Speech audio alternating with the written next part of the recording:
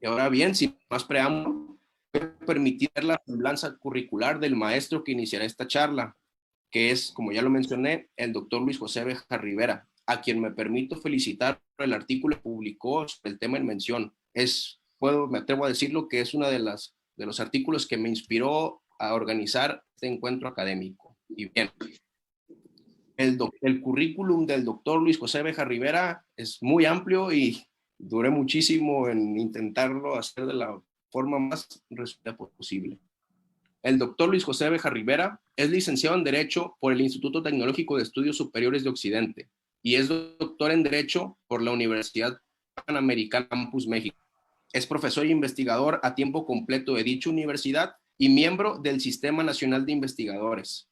Actualmente es investigador visitante de la Faculté de Droit de la Université de Montreal.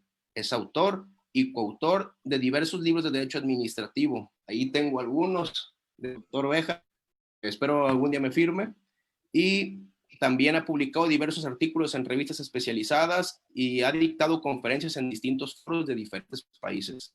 Doctor Béjar va a tener el uso de la voz, como ya le comenté, durante 10 minutos, y cuando ya le falten 2 para terminar su participación, yo le digo por el chat de Zoom.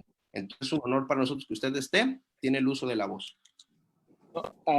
Muchas gracias, Alfredo. Al contrario, muy agradecido por este espacio, muy agradecido, por supuesto, con la Biblioteca Jurídica Porrúa por la transmisión. Me queda claro que Alfredo, un hombre educado, como todos los nayaritas, acomodó esto de forma alfabética, porque si fuera por categoría, sin duda, yo ni siquiera tendría cabida aquí con dos grandes maestros como el doctor Delgadillo y el maestro Lucero, a quienes yo admiro, y como comentábamos hace un rato, son los maestros que nos permitieron acercarnos al derecho administrativo, que nos permitieron conocer al derecho administrativo.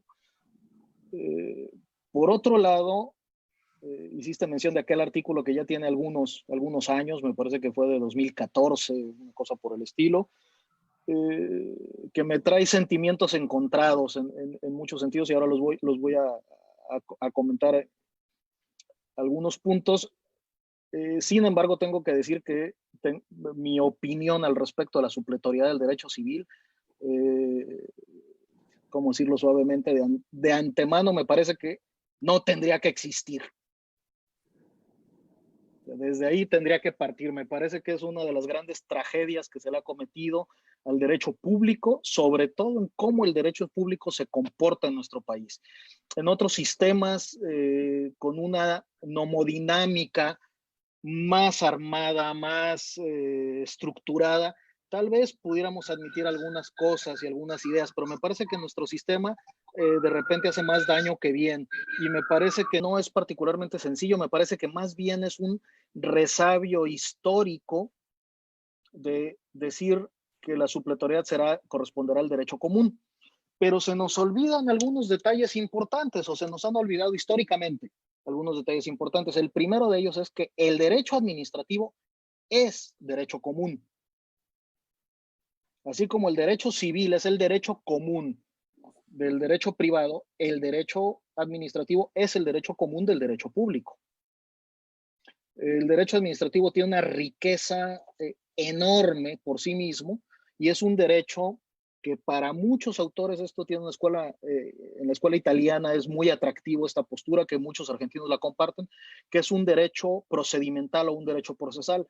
Para muchos, yo no la comparto del todo, pero hablan de que el derecho administrativo se integra por el procedimiento, no tanto por un derecho sustancial.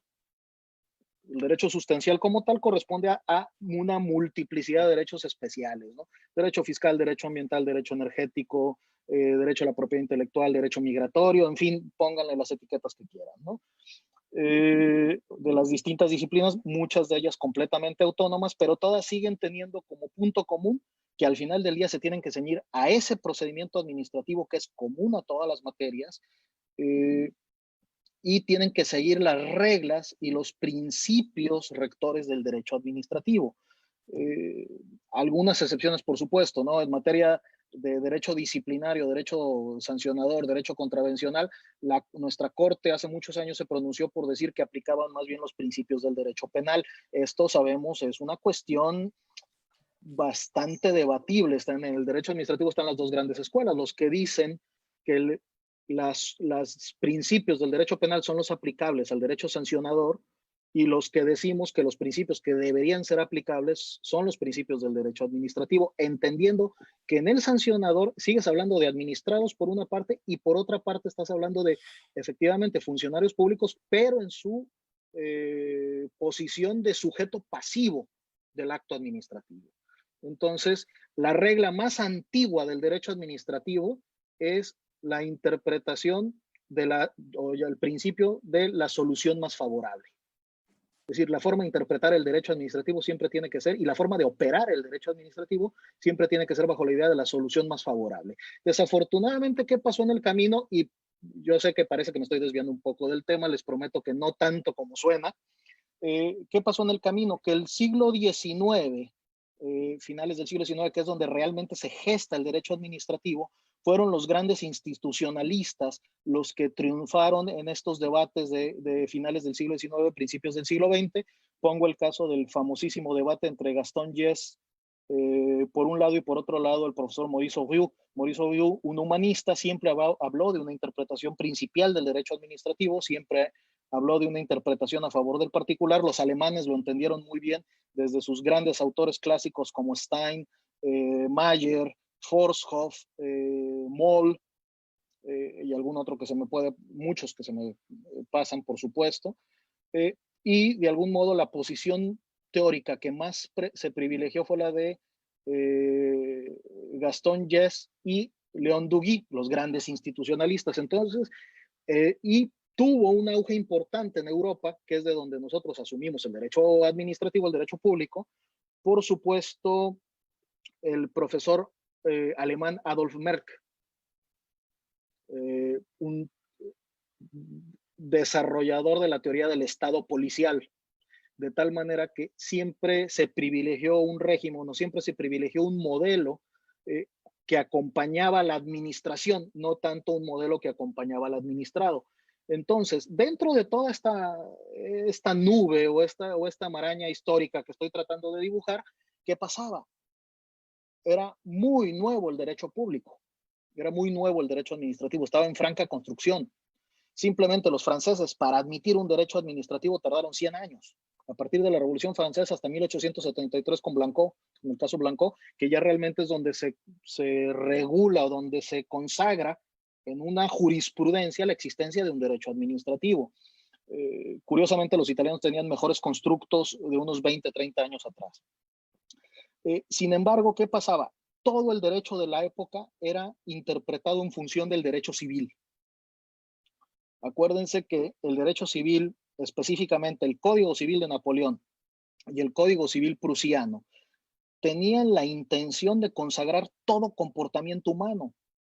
Su objetivo era regular, su objetivo era crear un sistema jurídico perfecto que irónicamente cayó por su propio peso.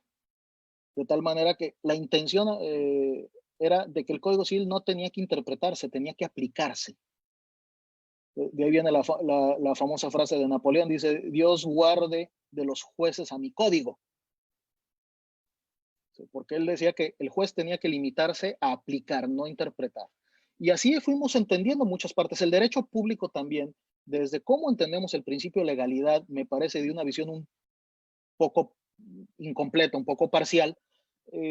Hemos siempre tenido esa manía codiguera o esa manía codificadora en el derecho administrativo que le hemos absorbido todos. No crean que es necesariamente un mal estrictamente mexicano. Lo vemos en Colombia con una amplísima legislación, lo vemos en Venezuela con una amplísima legislación, Perú, que tiene una sobreregulación, me parece, en muchos sentidos, tiene muchísimas leyes, Argentina, con su peculiar federalismo, también tienen muchísimas normas. Los brasileños son un mundo en sí mismo realmente, y siempre hemos ido arrastrando esa idea del Código Civil, porque es lo que nos enseñaron. El Código Civil es ese gran logro, esa norma máxima que nos va a dar el norte. Por lo tanto, siempre las leyes nos traen al Código Civil. En el caso de México, pues, ¿cuántas leyes no hemos encontrado todas diría yo, que dicen, a falta de disposición expresa, nos guiaremos por lo dispuesto por el derecho común. Y el derecho común invariablemente lo hemos interpretado como si fuera el Código Civil, sea el Código Civil local, según corresponda, o Código Civil federal, etcétera. Y lo vemos incluso en procedimiento administrativo. La curiosa redacción de la Ley Federal del Procedimiento Administrativo, donde nos dice esta norma es supletoria a todas las leyes especiales en materia administrativa y a su vez será el Código Federal de Procedimientos Civiles supletorio a la Ley del Procedimiento Administrativo. Hombre, como que supletoriedad de la supletoriedad me suena de lo más raro, pero por demás, y con esto cierro ya mi primera parte de la intervención, no perdamos de vista algo, la Ley Federal del Procedimiento Administrativo es una ley marco, no es una ley supletoria. En su aplicación se aplica conjuntamente con la ley especial. ¿Cuál se tiene que privilegiar? La que favorezca al administrado. Incluso en el Tribunal Federal de Justicia Administrativa tenemos algunos antecedentes interesantes, algún precedente por ahí. Recuerdo en materia ambiental, en materia de caducidad, que la caducidad en la Ley de Protección y Equilibrio Ecológico habla de 60 días, la Ley de Procedimiento Administrativo habla de 30 días, y me ha tocado ver muchísimas resoluciones de sala regional que dicen vámonos por la regla del procedimiento administrativo porque es la más favorable al particular. Siempre el derecho administrativo se tiene que interpretar a favor del particular, de tal manera que si entendemos esto, veremos que se tiene que abandonar esa dependencia al derecho civil, o por lo menos esa dependencia al Código Civil. Y con esto termino mi intervención. Muchas gracias. Gracias a usted, doctor Béjar. Aquí ya deseosos de la siguiente ronda, porque nos dejó con gran emoción. De acuerdo aquí a los comentarios que hay en el chat. Y bien, ahora quiero presentar al doctor Luis Humberto Delgadillo Gutiérrez, de quien voy a leer su currículum, que también es muy amplio y me costó bastante tiempo reducirlo. Es licenciado y doctor en Derecho por la Universidad Nacional Autónoma de México. Es especialista en finanzas públicas, en derecho tributario y en responsabilidades de los servidores públicos. Fue profesor por oposición en derecho fiscal y en derecho administrativo a nivel licenciatura y posgrado en la Universidad Nacional Autónoma de México, la Universidad Panamericana, así como en otras universidades del país. Ha sido reconocido con el mérito jurídico por el Colegio de Abogados de Nayarit, por la Universidad Nacional Autónoma de México en 2005 y 2011 y obtuvo el premio en Administración Pública del Instituto Nacional de Administración Pública en 1980. Es miembro de la Asociación Nacional de Doctores en Derecho, del Instituto Latinoamericano de Derecho Tributario y del Instituto de Administración Pública. También presidente de la Academia Mexicana de Derecho Fiscal y actualmente preside el Colegio de Especialistas en Responsabilidades de los Servidores Públicos y Estado. Es autor de 8 libros, también ahí hay varios, y numerosos artículos en su área de especialización. En el sector público federal, laboró durante 50 años, principalmente en las Secretarías de Hacienda y Crédito Público, de Programación y Presupuesto y de la Contraloría General de la Federación. Fue magistrado de la Cuarta Regional Metropolitana del Tribunal Fiscal de la Federación y de la Sala Superior del Tribunal Federal de Justicia Fiscal y Administrativa, así como director general del Centro de Estudios Superiores de Derecho de dicho tribunal. Así que, doctor Luis Humberto Delgadillo, una vez más, bienvenido, y el micrófono es de usted, misma dinámica. 10 minutos de aviso antes de que termine su participación de esta primera.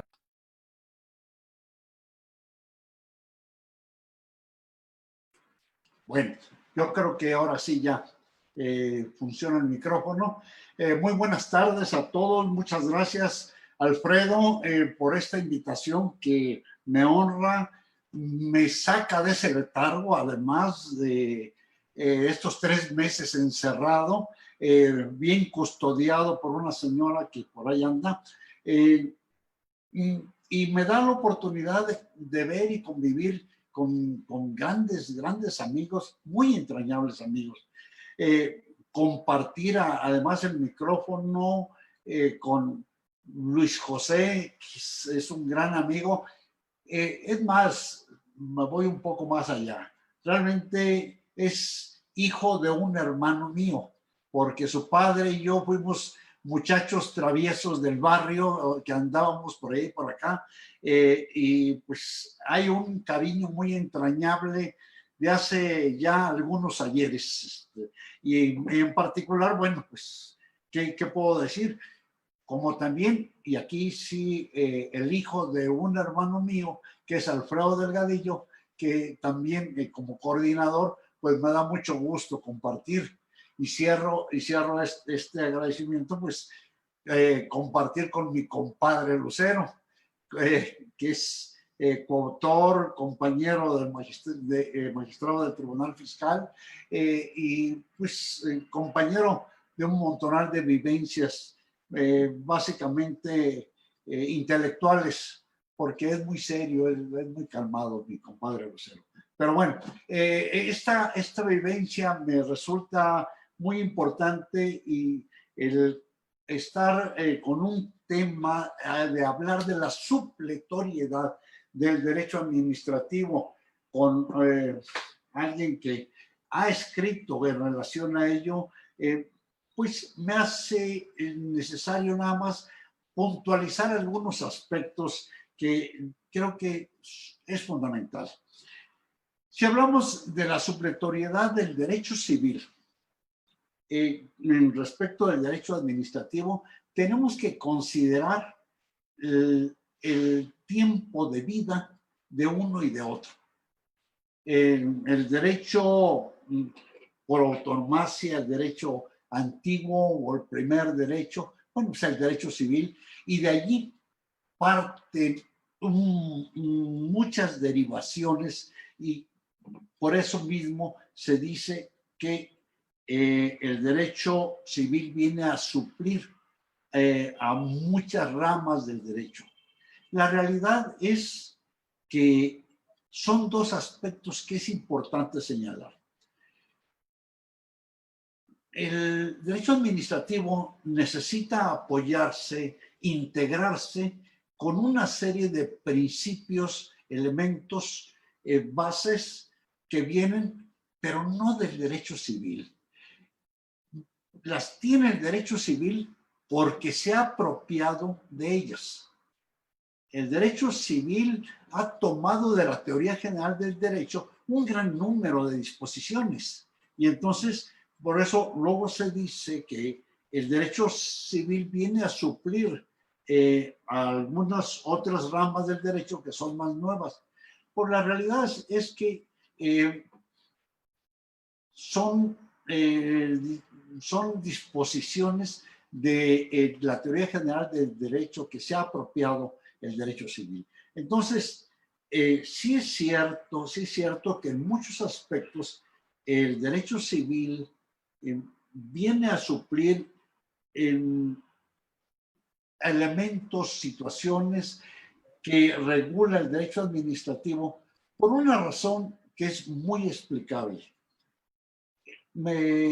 Cuando nace los primeros movimientos para buscar la defensa de los derechos de los particulares, de tal forma que se le viera a los individuos como sujetos de derecho, no como objetos del derecho, nos encontramos que tuvieron que aplicarse una serie de disposiciones que existían en ese tiempo, pero adaptadas a las condiciones diferentes que se daban cuando había una diferencia de sujetos. Sucede que en las relaciones que se da entre el poder público y el gobernado, nos encontramos una situación de subordinación, y por eso mismo era necesario hacer algunos ajustes a la normatividad existente anteriormente para adaptarla a la situación de supraordinación que se daba cuando se trataba de regular este tipo de relaciones. Entonces, de esta forma, fue necesario, con la aplicación de las disposiciones de la teoría general del derecho, de los principios en general del derecho, hacer la adaptación para crear un nuevo derecho. Y si nosotros vemos la antigüedad, decía Luis José hace un momento en su participación, tiene poco más de 100 años de haberse ya estructurado como una disciplina el derecho administrativo, que aunque decimos que es el único derecho que tiene acta de nacimiento, ya que es la Declaración de los Derechos del Hombre, de donde se desprende el derecho administrativo, realmente tardó mucho tiempo para estructurarse y fueron los juzgadores los que a través de la jurisprudencia fueron adecuando las disposiciones para la regulación que procedía en el caso de estas relaciones de supraordinación. De esta manera podemos nosotros ver que las disposiciones del derecho administrativo hacen el señalamiento de que en lo que sea necesario integrar se suplirá con las disposiciones del derecho civil o del Código de Procedimientos Civiles, o ha llegado a señalarse el Código de Procedimientos Penales, dependiendo de la materia que se trata. Si nosotros recordamos, en la primera ley de responsabilidades de los servidores públicos, en el artículo 45 de aquella ley, se decía que sería supletorio el Código Federal de Procedimientos Penales, porque en aquella época se consideraba que la parte relativa a las sanciones era una materia de carácter penal, y entonces era el Código de Procedimientos Penales y el Código Penal lo que venía a suplir las deficiencias que estuviera en esa regulación. Por fortuna, esa disposición cambió y ya en la posterior ley federal de responsabilidades ya se establece la supletoriedad del Código Federal de Procedimientos Civiles. Esto nos lleva a lo siguiente. Sí es cierto que existe una disposición en el sentido de que el derecho común, o concretamente disposiciones de carácter privado, vienen a ser supletorias del derecho administrativo, pero solamente considerando el hecho de que se trata de un derecho que es más nuevo y que se desprendió de alguna forma de aquel derecho civil para adecuarlo a esas relaciones de supraordinación, y por lo tanto todavía la integración llega a señalarse que se dé del derecho común.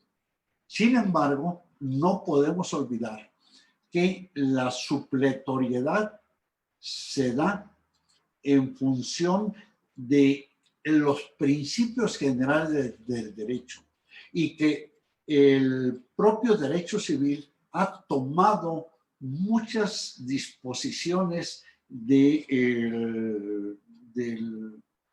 la teoría general del derecho, y por eso mismo se llega a señalar que el derecho civil en general es supletorio del derecho administrativo. Y es que si nosotros vemos las diferentes disposiciones, diferentes leyes que nos señalan que el derecho común va a suplir a estas otras disposiciones. Hay un señalamiento final que hacía el doctor Luis José, que es muy importante: la naturaleza, las características que tiene la Ley Federal de Procedimiento Administrativo, que se planteó como primer punto que ella iba a ser la supletoria de todas las disposiciones administrativas, que todos los procedimientos administrativos tendrían que ser regulados de acuerdo con lo que estableciera la Ley Federal de Procedimiento Administrativo, y aquellas leyes que en particular tuvieran alguna disposición especial, realmente se iban a guiar por lo que estableciera la Ley Federal de Procedimiento Administrativo. Por eso, el principio era que esta Ley Federal de Procedimiento Administrativo sería una ley marco. Y finalmente se encontraron que de cualquier forma iba a resultar necesaria la supletoriedad en el aspecto general, pero se dice supletoriedad de la Ley Federal de Procedimiento Administrativo. Realmente, yo insisto, se trata de una supletoriedad de los principios generales del derecho o una supletoriedad realmente de la teoría general del derecho. Esto nos lleva entonces, en este caso, a señalar que el derecho común en el derecho privado es un aspecto muy diferente del derecho común en el derecho administrativo. Si el derecho administrativo se significa como un derecho común del derecho público, entonces nos encontramos con que tiene sus propios principios y de ese derecho general es de donde se derivan todas las regulaciones que deben de ser aplicables finalmente en el derecho administrativo. Pero la explicación sintética que yo daría en este caso sería en el sentido de que lo que se refiere a la supletoriedad del derecho civil en nuestro sistema simplemente es la explicación del hecho de que el derecho común o el derecho civil pues es el primer derecho que toma todos los principios generales del derecho y el derecho administrativo pues es un derecho realmente muy nuevo que tuvo que adaptarse y crear su propio sistema como lo tenemos ahora en esa, lo que podríamos ya llamar, como Agustín Gordillo lo hace, una teoría general del derecho administrativo. Y ahí en esa teoría general del derecho administrativo es donde encontramos los principios generales del derecho administrativo. De esa manera, yo creo que procede la aplicación supletoria, claro, en los términos que lo establece las propias leyes de carácter administrativo. Básicamente es el planteamiento de mi parte, Alfredo. Qué buena presentación, doctor Delgadillo. Afortunadamente tenemos otra ronda y de momento me permito presentar al maestro Manuel Lucero Espinosa, a quien tuve el gusto de conocer a través de las páginas de esta magnífica obra de compendio de Derecho Administrativo, publicada en esta editorial de Casa Porrúa. Entonces, procedo a leer el currículum del maestro Manuel Lucero Espinosa, de quien tenemos el honor de conocerlo a través de sus magníficas obras. También espero próximamente tener ese libro autografiado por el maestro Manuel Lucero. Así que, bien, maestro Manuel Lucero Espinosa, leo su currículum, su semblanza también extensa. Y usted, el maestro Manuel Lucero Espinosa, es licenciado en Derecho por la Universidad Nacional Autónoma de México. En el aspecto laboral, ha prestado sus servicios en varias dependencias y entidades de la Administración Pública Federal y desde 1998 hasta febrero de 2020 se desempeñó como magistrado de la Sala Regional en el ahora Tribunal Federal de Justicia Administrativa. Como docente, ha sido profesor de la Universidad La Salle en Derecho Administrativo 1 y 2 y en Clínica de Derecho Procesal Administrativo y Práctica Forense de Derecho Fiscal. Así, en la Universidad Americana dictó la materia Teoría del Acto Administrativo en el curso de especialidad de Derecho Administrativo y actualmente imparte las materias de Derecho Administrativo Estructural y Recursos Administrativos en la maestría de Derecho Administrativo. En la División de Estudios de Posgrado de la Facultad de Derecho de la UNAM ha impartido los cursos de responsabilidad patrimonial del Estado, responsabilidades administrativas y resarcitorias, régimen jurídico de los servidores públicos, régimen patrimonial del Estado, proceso seguido del tribunal administrativo y sistema de justicia fiscal. También, en el Instituto de Administración Pública dictó los cursos de responsabilidades administrativas de los servicios públicos. Es coautor de los libros Introducción al Derecho Positivo Mexicano, Elementos de Derecho Administrativo, Compendio de Derecho Administrativo, primer y segundo curso, publicados algunos en esta editorial Porrúa. Asimismo, es autor de los libros Teoría y Práctica del Contencioso Administrativo Federal, La Licitación Pública, Ley Federal del Procedimiento Administrativo, comentada, Ley Federal de Responsabilidades Administrativas de los Servidores Públicos, comentada, y Responsabilidad Patrimonial del Estado en el ámbito federal. Además, ha publicado diversos artículos en revistas especializadas y ha dictado conferencias en distintos foros. Maestro Lucero, de la misma forma, tiene 10 minutos y cuando le falten 2, yo le escribiré por el chat del grupo de Zoom. El micrófono es suyo. Adelante, lo escuchamos. Gracias, muy amable, Alfredo. Muy amable por la invitación y esto, pues la participación de todos los amigos, el poder verlos, el compartir los micrófonos con dos grandes amigos, el doctor Béjar y mi compadre Luis Humberto Delgadillo. Pues el ser el último tiene su ventaja. Ya quienes me antecedieron en la palabra, pues ya casi dijeron todo lo que habría que decirse. Así de que, pues voy a, en algunos casos, repetir lo que ya se había comentado. Y pues a lo mejor voy a diferir un poco con el doctor Béjar. Curiosamente, como mi compadre, creo que estamos de acuerdo, cosa rara. Pero bueno, primero, para mí hablar de las relaciones entre el derecho administrativo y el derecho civil, creo que me parece un tema importante.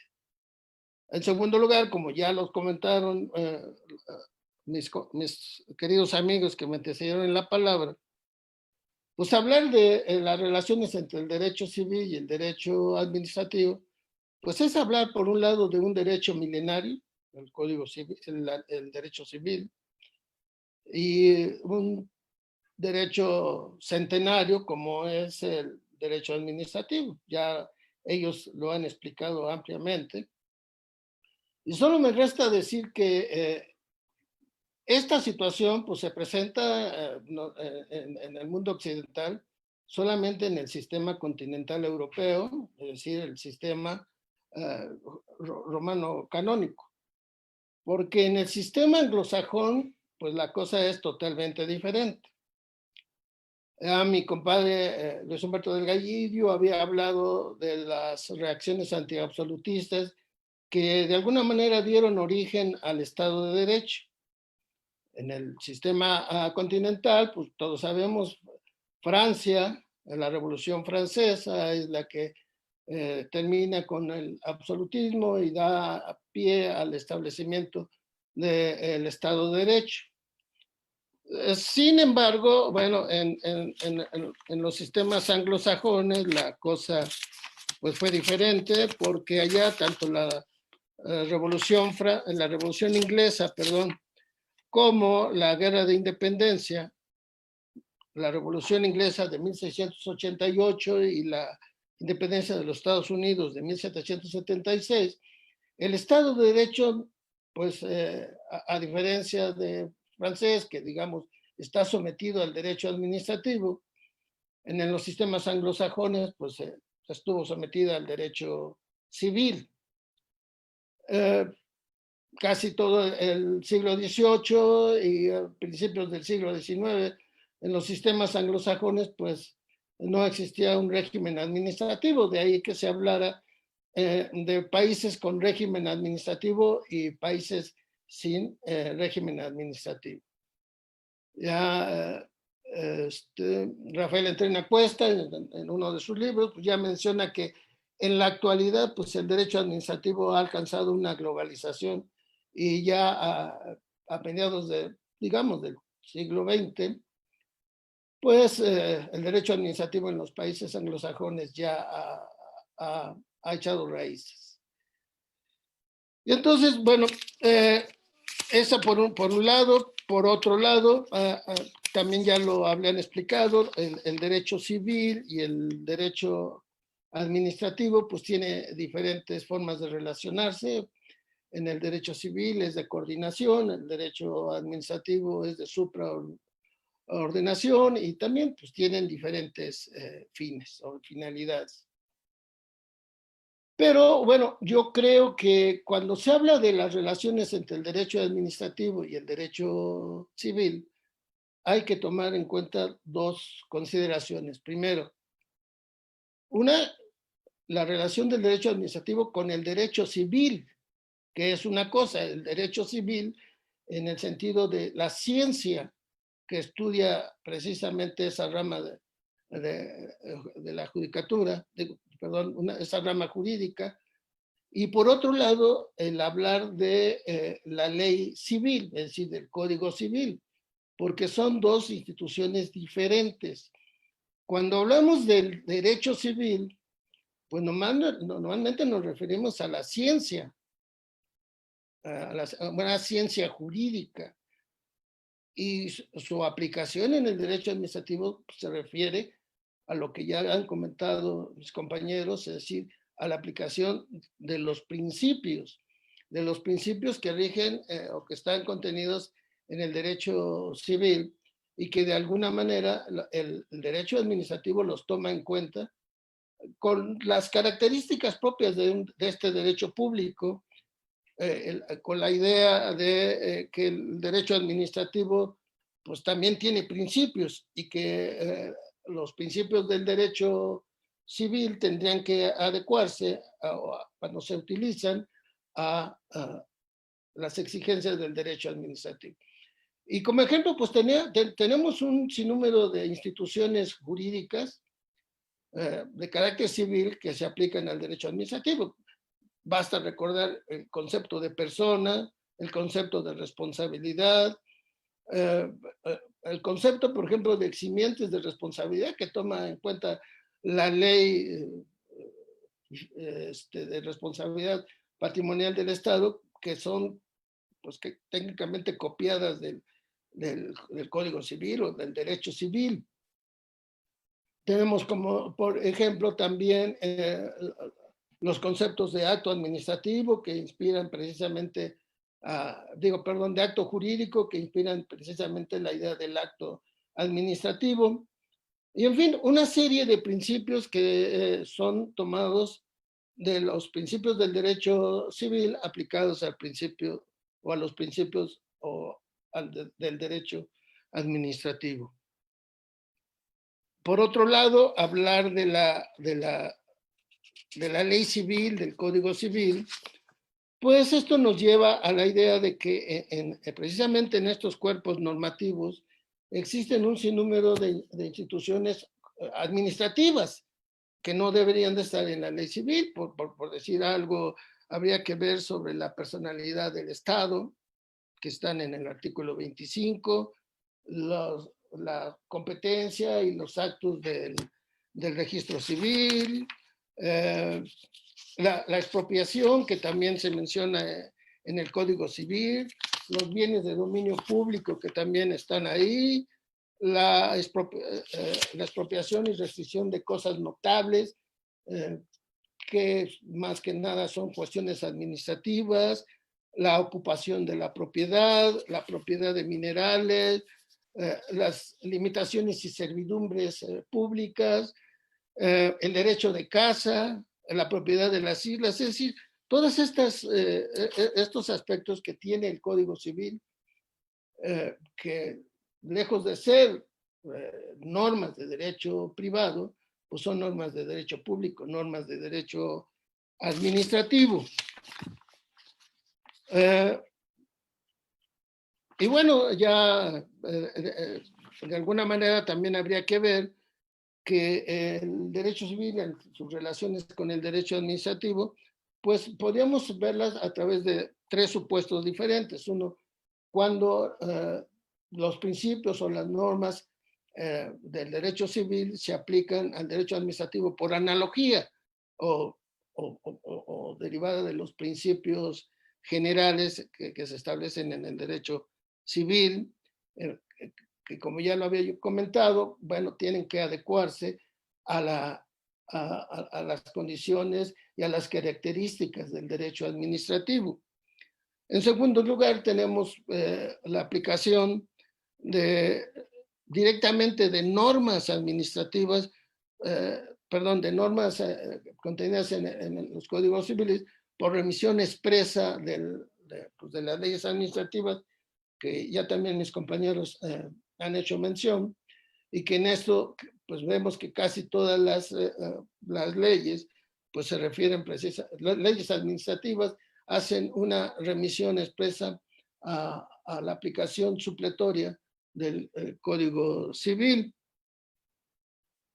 Por último, bueno, también dentro de la doctrina administrativa se ha hablado de que a veces el Estado aplica el derecho civil en algunas operaciones y que dio origen a esa teoría errónea de la doble personalidad del Estado, es decir, una personalidad de derecho público cuando actúa en su carácter de imperio, cuando celebra contratos administrativos, pero no en una relación de igualdad con su contratante, sino en una relación de subordinación, y que tiene cabidas las llamadas cláusulas exorbitantes. Y por otro lado, la aplicación del derecho civil a actos o contratos de esa naturaleza, en los cuales el Estado se somete a una relación igualitaria, es decir, en condiciones de igualdad jurídica entre su contratante y él mismo, ¿no? Y de alguna manera, bueno, en nuestro sistema jurídico vemos que las empresas de participación estatal mayoritaria, que son órganos de la Administración Pública Federal, que venden bienes o servicios, pues normalmente regulan sus relaciones a través del derecho privado. Y bueno, de esta manera, pues creo que agoto el tema y estoy a sus órdenes. Muchas gracias, maestro Manuel Lucero.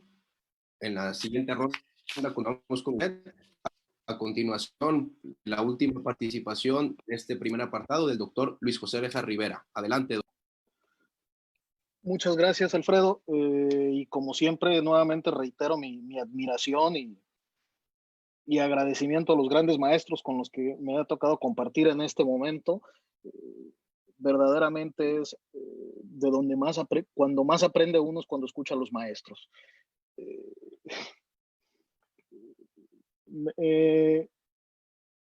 Hijo, verdaderamente la exposición me dejó frío en todo lo que se podría enriquecer en este diálogo, ¿no?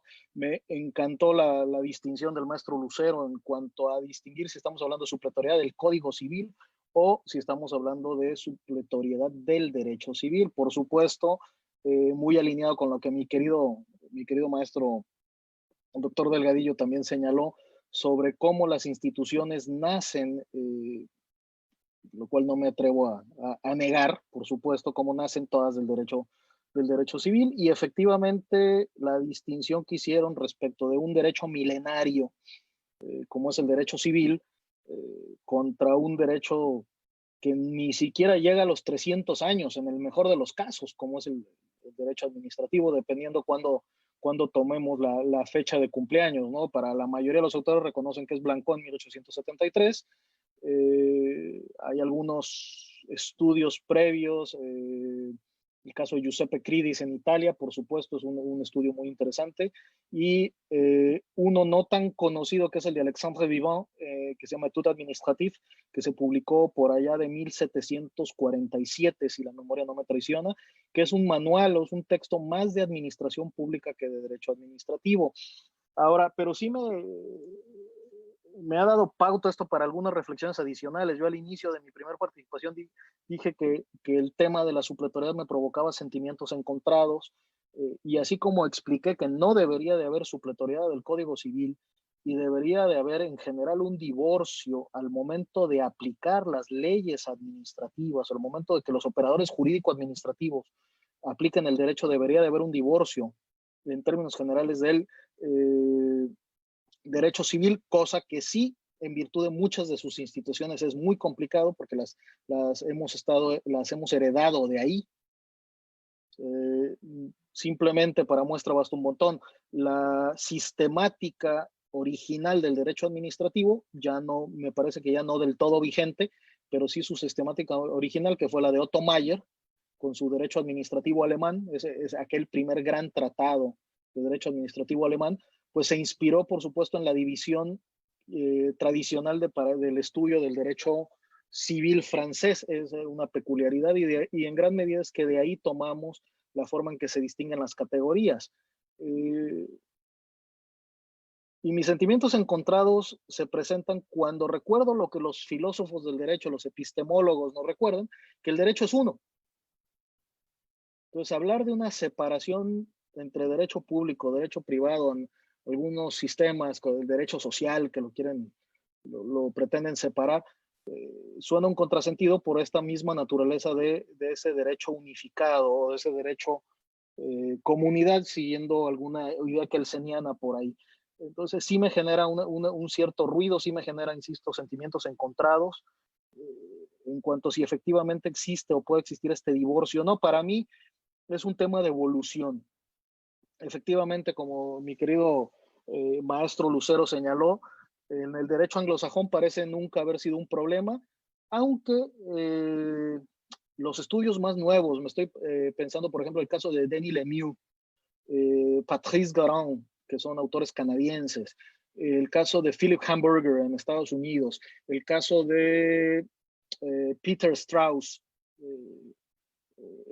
también en Estados Unidos, el caso de la profesora Uruku en Turquía, y por supuesto los ya muy tradicionales y referencia obligatoria, Waite y Forsyth de Inglaterra, todos coinciden que el derecho administrativo no se desarrolló en los sistemas anglosajones por culpa, y esa es la palabra exacta, por culpa de Albert Ben Dicey, el gran constitucionalista británico.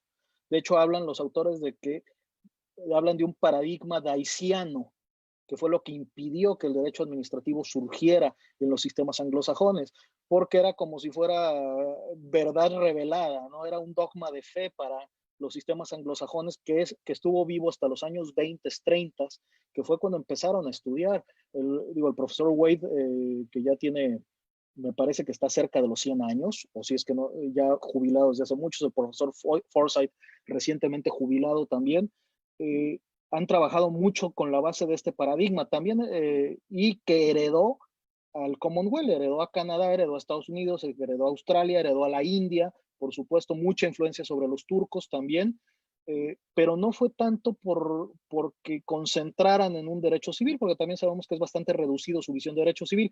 Ellos simplemente tienen una relación, una parte muy clara en lo que es su tort law, la parte de las obligaciones, y tienen una parte muy clara su derecho constitucional y su derecho penal. No hay que perder de vista que en general no tienen jurisdicciones administrativas especializadas, salvo algunas excepciones, entiéndase los 76 tribunales administrativos en Inglaterra, que no jueces, los tribunals en Inglaterra, se comportan únicamente para resolver cuestiones técnicas, es decir, son más cercanos a un ente regulador que a un juzgador. Ahora están en Inglaterra con los estudios para convertir estos tribunales o para incorporar estos tribunales a su poder judicial y que sirvan como una instancia propiamente, que ya sea materia de apelación y no materia de juicio. Pero en general en Estados Unidos, Canadá, Inglaterra, acuérdense que de entrada la legalidad no es un aspecto importante.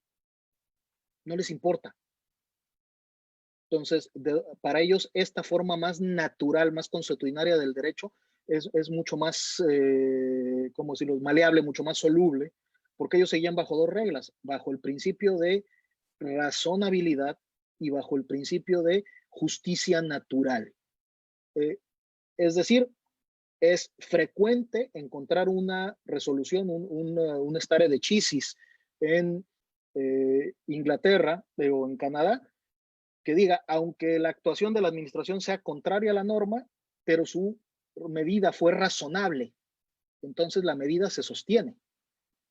Entonces, ellos no es que recurran al Código Civil o que recurran normas de derecho civil, ellos se basan mucho más cimentados en su constitucionalidad, no en un sentido de derechos fundamentales como nosotros lo entendemos, sino es su sistema. ¿Cuál es su encanto? ¿Qué es de ellos? ¿Cuál es el problema del nuestro? Que nosotros lo empezamos a copiar, nosotros lo tropicalizamos.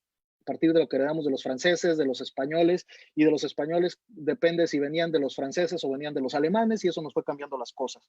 Lo que sí es una realidad, y como mi querido maestro Delgadillo lo señala, sí tomamos muchas instituciones prestadas del derecho civil porque de ahí vienen. Tomamos muchísimas figuras que al día de hoy existen en el Código Civil que son verdaderamente disposiciones de derecho público. Esto tiene que ver mucho con el fenómeno de la iuspublitización de lo privado, es decir, de cómo el derecho público ha secuestrado al derecho privado en muchos rubros. El derecho a familia es un claro ejemplo de ello. El derecho a familia es más derecho público que derecho privado. No voy a abundar mucho en eso. Y por último, también el doctor Delgadillo nos comenta por ahí sobre la creación de principios del derecho administrativo, sobre la creación de un sistema. Hay dos autores en concreto que traería yo a colación. Por supuesto, en Argentina está el profesor Gordillo, el profesor Casañi, que publicó apenas el año pasado los Principios Generales del Derecho Público. Es una gran obra, es verdaderamente la obra de su vida, ya lo ha dicho, tardó más de 10 años en escribirla, y nos llevan a hablar de un sistema. Destaco al profesor Alejandro Vergara Blanco de Chile, que tiene un artículo que es muy fácil de encontrar en Google Scholar, que es el derecho administrativo como sistema. Y justamente tiene postulados que a mí me inspiraron bastante sobre cómo ya tiene que haber esa separación del Código Civil, entendiendo que el derecho chileno es un derecho muy, muy tosco, muy rígido, mucho más que el de nosotros. Y por supuesto está la obra monumental del profesor Schmidt-Assmann de Alemania, que tiene una obra traducida al español que se llama La Teoría General del Derecho Administrativo como Sistema. Y es realmente una obra cumbre del derecho público y nos explica muy bien cómo se tiene que dar esta separación, cómo ya hay un sistema por sí mismo y cómo tiene que estar verdaderamente separado y cómo tiene sus propios principios, sus propias dinámicas, y por tanto cada vez es menos necesario acudir a ese otro derecho que, insisto, partiendo de la base que los epistemólogos nos dicen que es uno mismo. A continuación, el doctor Delgadillo Gutiérrez tendrá su última participación de esta ronda.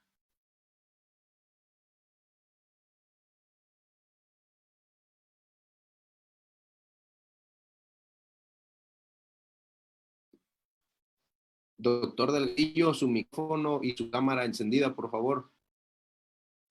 Ya, parece que ya. La verdad es que me quedé con tan buen sabor de boca después de la exposición de Luis José Béjar que no quisiera cambiar esa imagen tan importante que nos muestra cómo es que a través de estos 2 años que se le ha pasado de canadiense, nuestro querido amigo Luis José, realmente ha ido absorbiendo y estudiando en serio toda la parte del derecho administrativo. Yo más bien quisiera solamente concluir con la mención de que los planteamientos que hace el doctor Luis José para mí son fundamentales y conclusivos de todo este aspecto que representa toda la visión del derecho administrativo. Yo no quisiera hacer ninguna mención adicional aparte de lo que ya se mencionó anteriormente, para que ese planteamiento final de Luis José quedara ya solo en espera de lo que el maestro Lucero pueda señalarnos. De veras, muchas gracias.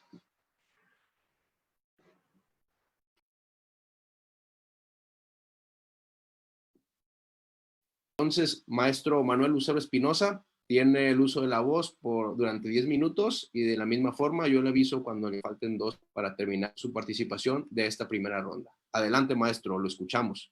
Bien, gracias. Pues como ya lo había yo dicho, el ser el último nos deja un poco de espacio. Creo que coincido con mi compadre Luis Humberto Delgadillo en relación a la exposición del doctor Béjar. La verdad es que pues no dejó pues por dónde irse. Creo que está muy completa toda esta información que nos da del derecho comparado. Y yo no, lo único que quisiera comentarles es que para nosotros, digamos que nos ha encantado el derecho administrativo, pues no puedo estar en desacuerdo a lo que comenta Jordana de Pozas en el sentido de la importancia del derecho administrativo, en cuanto dice que el derecho administrativo es el único derecho que nos acompaña toda la vida, desde antes de nacer hasta después de nuestra muerte. Desde la cuna hasta la tumba, decía. Así es, antes de nacer porque hacemos uso de los servicios públicos sanitarios, es decir, nuestra madre hace uso de esos servicios, y a nuestra muerte porque también empleamos el servicio público de panteones. Entonces, bueno, y si nosotros nos podemos analizar cómo nos manifestamos día con día, claro, ahora no lo podemos porque no podemos salir, pero bueno, desde que salimos hacemos uso de las vías públicas, bien sea a pie o bien sea en automóvil, en bicicleta. Para ejercer nuestras actividades, pues tenemos que hacer uso de una licencia, permiso, autorización, que son actos administrativos que remueven obstáculos para el ejercicio de un derecho preexistente. Y en fin, toda nuestra vida la vamos a cada instante manifestándonos en el derecho administrativo. Y algo importante que también tocó el doctor Béjar es en el sentido de la aplicación del derecho administrativo más favorable hacia el gobernado. Es cierto que los países anglosajones ellos tienen una forma de apartarse de alguna manera pues digamos, si existe alguna norma jurídica expresa, pues tienen que apartarse. Recordemos que ellos pues se desenvuelven a través de precedentes y que su derecho es más elástico que el de nosotros. El de nosotros es muy formalista y normalmente pues tenemos que irnos conforme a veces dice la norma, en algunas razones interpretarla y en esa interpretación pues sí, a veces se favorece al gobernado, aunque yo creo que ahora con nuestro nuevo sistema del reconocimiento de los derechos humanos, habría más flexibilidad con base en estos principios que rigen los derechos humanos, la interpretación más favorable, el estudio del derecho a la convencionalidad, el control difuso, pues nos permite a los jueces poder ampliar esa interpretación y que de alguna manera cuando se ven en derechos humanos, que normalmente pues es muy constante porque precisamente los gobernados hacen valer sus derechos y son derechos humanos, pues tendremos más posibilidad de aplicar el derecho administrativo más favorable hacia los gobernados. Bueno, pues no me resta más que darles las gracias y vamos al siguiente tema.